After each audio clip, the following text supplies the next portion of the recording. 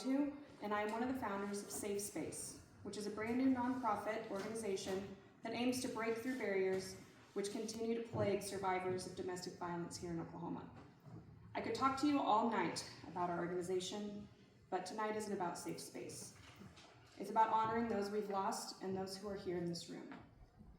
So instead, I'm going to tell you something about someone very near and dear to my heart who became my why for everything I do now and how I got here. I met Samantha when she was entering junior high. She befriended my little sister, who was mostly shy and had a hard time making friends, which didn't really work for Sam because she made friends with everyone. Before I knew it, she was my third little sister, and she made it so easy to love her. Samantha was the kind of friend you never knew you needed and the one who always showed up. Even when life was hard for her, she made time, she listened. She never made your problems feel small, and somehow always remembered the little things that mattered the most. She was an incredible mother. Her kids were her entire world, and she loved nothing more than the beautiful chaos they brought into her life. On top of that, she baked for her friends and would show up with her famous protein balls everywhere she went and insisted that you try them. She loved everything from 80s movies and anything that carried a nostalgia that brought her back to a childhood. Sam was the most perfect person I could have asked for as a best friend to my sister.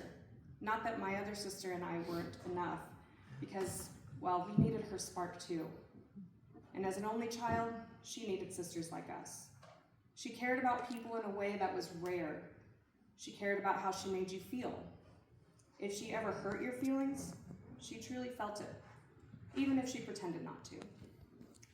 She was the kind of person who wouldn't wish pain upon anyone, even the person who ultimately took her life, because she believed everyone was capable of growth and change.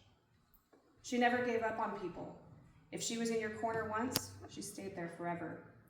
She loved animals probably more than she loved people, and she had a wild, loving spirit that could light up any room.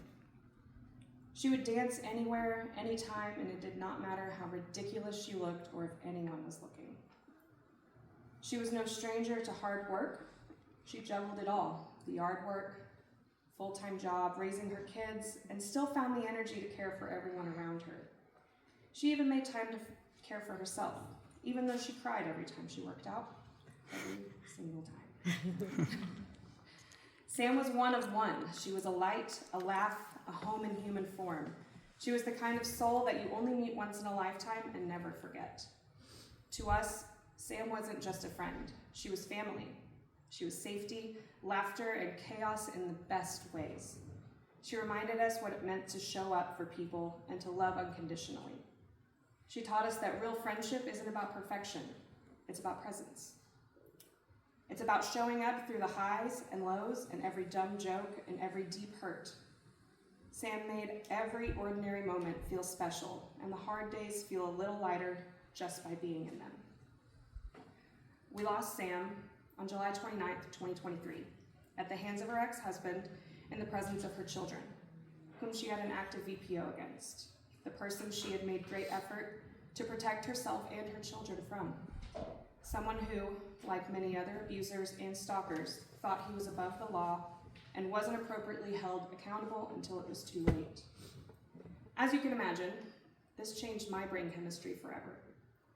For the weeks and months following her death, I wanted nothing more than to do something, anything, to be part of the change in Oklahoma.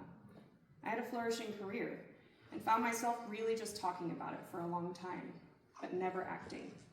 It wasn't until I lost my job this last spring that I took the real time to really examine my next steps. And after talking with my husband, it was him who actually inevitably encouraged me to dive into creating Safe Space. Leaving a career where I had all the answers and stepping into something I wasn't even sure what the questions were. And that was difficult, and it was scary. But at the end of the day, it pales into comparison to what survivors endure every single day, and I know now that this was always my path. We all have a reason for being here today. Maybe like myself, you've lost someone you loved, or maybe you're your own reason. Because you survived To which I say, I am proud of you and thankful that you are here.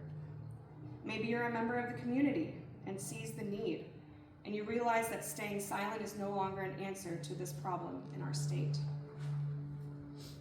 Before I leave you tonight, I want to speak directly to anyone who has endured abuse or is enduring it now. Your strength is not measured by what happened to you, but by your courage to keep moving forward. Leaving is a true act of bravery, not a weakness. You are not alone. There is an entire community ready and willing to help you on your healing journey. Your story matters, your voice matters, and you matter. Surviving is powerful, thriving is possible, and you deserve both. You are worthy of love and finding your safe space and peace. Samantha's story does not end with what happened to her. It continues on with what we choose to do now. In every survivor who steps into the light, in every voice that refuses to be silent, and in every safe space we create together. Thank you.